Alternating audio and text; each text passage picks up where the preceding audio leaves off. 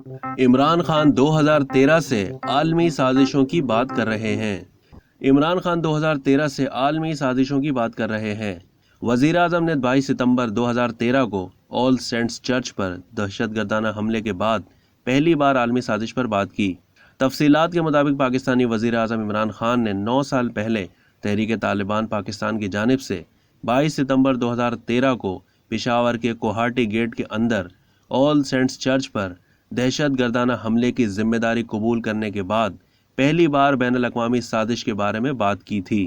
اتوار کی عبادت کے اختتام پر 2 خودکش بمباروں نے عیسائیوں کی عبادت گاہ کے باہر حملہ کیا تھا، جس میں ایک اندازے کے مطابق 37 بچوں سمیت 127 افراد ہلاک ہوئے تھے۔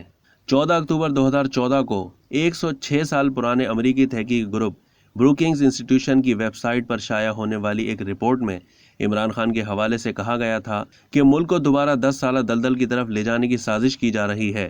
واشنگٹن ڈی سی میں قائم اس ادارے جو سماجی علوم جیسے معاشیات، ٹیکس پالیسی، گورننس اور خارجہ پالیسی وغیرہ میں تحقیق اور تعلیم کا انتظام کرتا ہے، اس نے لکھا تھا کہ عمران خان نے کہا کہ اس حملے کا مقصد پاکستانی طالبان کے ساتھ جلد شروع ہونے والے امن مذاکرات کو پٹری سے اتارنا ہے، جس کی انہوں نے اس وقت حمایت کی تھی۔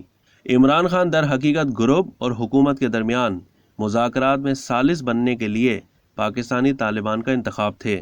انہوں نے انکار کیا لیکن بات چیت کے حامی رہے۔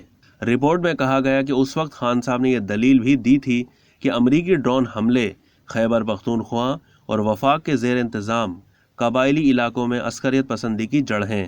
ان وجوہات کی بنا پر یعنی مذاکرات کی حمایت کرنا، سازشی نظریات کو آواز دینا کہ کچھ لوگوں نے انہیں طالبان کا معافی دہندہ قرار دیا۔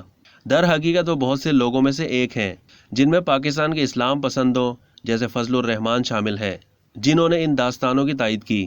انہوں نے انہیں اپنے زیادہ لبرل شہری حامیوں کے لیے مزید قابل قبول بنانے میں مدد کی۔ نام طالبان خان عمران خان کو اب بھی آزار پہنچاتا ہے۔ انہوں نے جولائی 2013 میں واشنگٹن میں اس کا ذکر کیا تھا، لیکن خان جیسے سیاسی رہنماؤں کے ان بیانات نے پاکستانی آبادی کے خیالات کو خاک میں ملا دیا اور شورش کو طول دیا۔ اب تک کے لیے اتنا ہی۔ مزید معلومات کے لیے ڈیلی جنگ کے یوٹیوب چینل کو سبسکرائب کرنا نہ بھولیے اور فیس بک کے پیج کو بھی لائک کرنا نہ بھولیے۔